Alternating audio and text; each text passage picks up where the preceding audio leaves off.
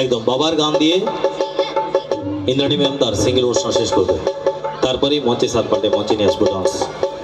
খুব সুন্দর একটি বাবার গান, যেহেতু বাবার গাজন উপলক্ষে এই অনুষ্ঠান, তাই ইন্দ্রাণী ম্যামের সিঙ্গেল অনুষ্ঠানের শেষ গান এটি বাবার গান।